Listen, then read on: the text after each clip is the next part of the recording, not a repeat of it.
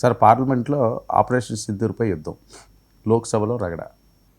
అదే అంటే పార్లమెంట్లో ఆపరేషన్ సింధూర్ మీద చర్చకే ప్రభుత్వం చాలా కాలం సిద్ధపడలేదు. అసలు మీరు ప్రత్యేకమైన సమావేశం పెట్టండి, దాని గురించి చర్చించడానికే పెట్టండి అని ప్రతిపక్షాలు వెంట పడినప్పటికీ కూడా అసలు ఆ విషయమే దాటేసి చాలా రొటీన్ విషయంలాగా చేశారు. ఒకవైపున ఆపరేషన్ సింధూర్ చాలా పెద్ద ఘన విజయము, అపూర్వమైన విజయము, మా ఘనత అని చెప్పుకుంటూ మీ ఘనతను చర్చించడానికి పార్లమెంట్ ప్రత్యేక సమావేశం పెట్టమంటే అసలు ఇది ఇల్లాజికల్ కదా, తర్క విరుద్ధం. మీరు ఘన విజయం లభించడం మీకు నిజమైతే ఘన విజయాన్ని చర్చించడానికి మీరు చాలా ఇష్టంగా సంతోషంగా ఒప్పుకొని ఉండాల్సింది. ఒప్పుకోకుండా దాన్ని మామూలు రొటీన్ కోర్సులోనే జూలై చివరి వరకు, జూలై 21 వరకు కూడా దాన్ని సాగతీశారు. జరిగింది ఎప్పుడో మేలో జరిగితే, ఏప్రిల్ మేలో అయితే. కాబట్టి ఇంత అయిన తర్వాత అది కూడా చాలాసార్లు ఒక 4-5 రోజులు సభ వాషౌట్ అయిపోయిన తర్వాత చర్చల్లో ఒప్పుకున్నారు. కానీ అక్కడే ఉంది సమస్య. మన రెండో అంశం ఉంది, బీహార్ ఓట్ల సమస్య ఉంది.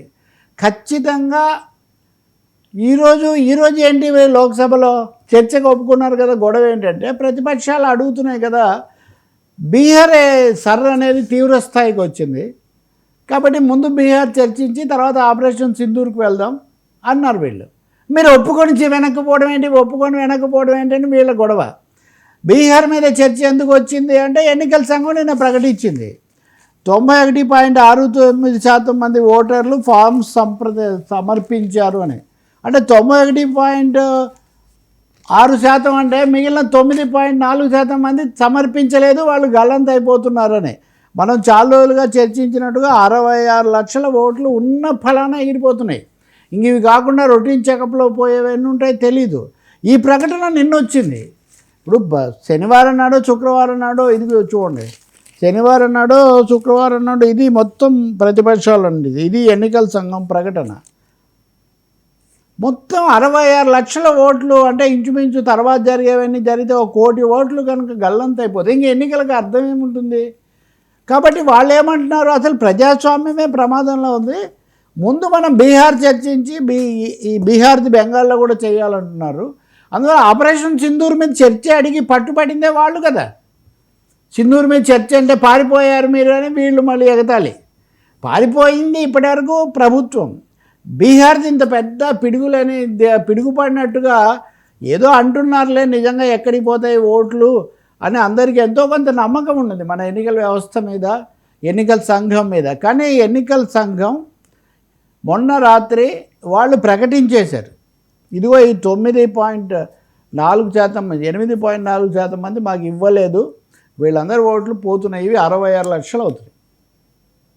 66 లక్షల ఓట్లు ఒక్క కలంపోటుతో తీసేస్తుంటే ముందు దాన్ని చర్చించమని అడుగుతారు కదా. బీహార్ ఎన్నికలు అక్టోబర్లో జరగాలి, చాలా కీలకమైన ఎన్నికలు.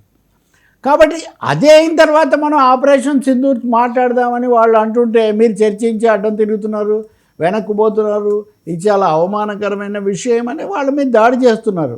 అంటే ఇక్కడ కనబడేది ఒకటే, కనబడేది ఏంటంటే మీకు ఎందుకు సార్ మీ దీని మీద చర్చ, మీకు ఎలాగో ఇష్టం లేదు కదా అంతకుముందు. కాబట్టి ఏదో ఒక విధంగా ఇప్పుడు బీహార్ ఓట్ల మీద చర్చ జరగకుండా ఉండటం కోసమే హఠాత్తుగా ఆపరేషన్ సింధూర్ చర్చకు ఒప్పుకున్నారేమో అనేది అయితే ఒక పెద్ద సందేహం కలుగుతుంది. ఈ చర్చలో ప్రధాని కూడా పాల్గొంటారు, రాజ్నాథ్ సింగ్ మొదలు పెడతారు, ఇవన్నీ అన్నారు. బహుశా ఇప్పుడు మళ్ళీ పార్లమెంటు పునఃప్రారంభం అవుతుంది.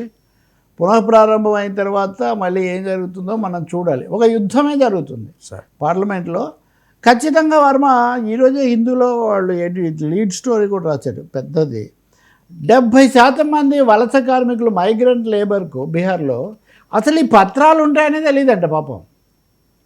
పత్రాలు ఉంటాయనే తెలియదు, ఆ పత్రాలు సమర్పించలేదు కాబట్టి 8% మందిని తీసేస్తున్నారు.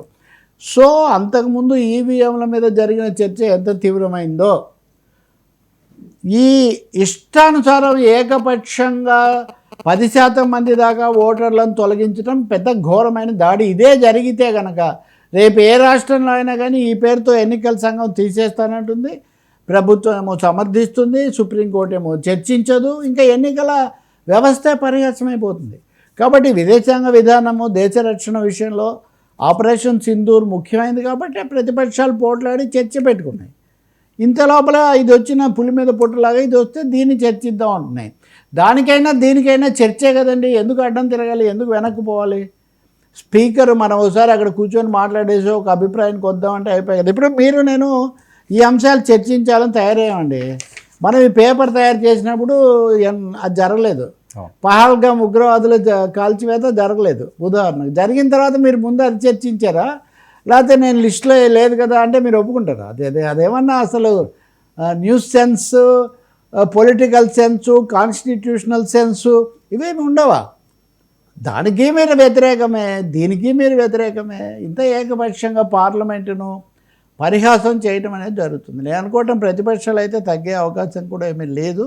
బహుశా ఇప్పుడు మనం చర్చిస్తున్న వార్తలు, ఈ పరిణామాలు, ఈ ఫోకస్ హఠాత్తుగా కాశ్మీర్కి ఇది మరల్చడం కూడా ఒక విధమైన ఆసక్తికరమైన పరిణామమే. మనం ఇంకా చూడాలి. దీంట్లో ఇంకో చిన్న పిటకథ ఉంది.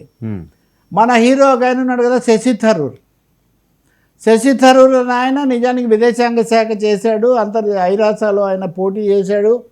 ఆయన కూడా కాంగ్రెస్ వాళ్ళు మాట్లాడడానికి తమ తరఫున ఇచ్చిన ప్యానెల్లో ఆయన కూడా మాట్లాడతాడు. మా మెంబరు శశి థరూర్ అని రాహుల్ గాంధీ చెప్తే నేను మాట్లాడను అంటాడు. నేను మాట్లాడిన అదేంటి మీరు అంత మాట్లాడారు కదా, మోదీ అద్భుతంగా చేశాడన్నారు, విదేశాలకు వెళ్ళారు, ప్రభుత్వం కంటే మాట్లాడారు, మీ అబ్బాయితో కూడా మీరు ఘర్షణ పడ్డారు ప్రెస్ మీట్లో. మీరు ఆ మాటలే చెప్పొచ్చు కదా లోక్సభలో, మీ పార్టీ మీకు అవకాశం ఇస్తున్నప్పుడు. అంటే అక్కడే శశి థరూర్ కన్నంలో చోరుడిలాగా పట్టుబడ్డాడని చాలా స్పష్టంగా అర్థమవుతుంది. ఇక్కడ కనుక ఆయన మాట్లాడడం మొదలు పెడితే, ఆయన బయట మాట్లాడింది ఇక్కడ మాట్లాడలేడు, మాట్లాడితే వాళ్ళ పార్టీ వాళ్ళు నోటీస్ ఇస్తారు, మాట్లాడకపోతే మోడీ నోటీస్ ఇస్తాడు.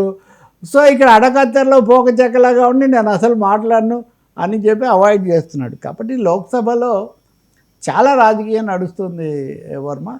ఈ దేశానికి ఏం మంచిది కాదు నిజంగా. అంతర్జాతీయ విషయాలు దేశ భద్రత, కాశ్మీరు, పహల్గామ్ అయినా, ఇటు లక్షల కోట్ల ఓటర్లను తీసేసేటటువంటి అంశమైన చాలా క్షుణ్ణంగా పార్లమెంట్ చర్చించి న్యాయం చేయాలి తప్ప దాటవేతలు, అణచివేతలు, నోరు నొక్కివేతలు ఏ ఉపయోగం అండి?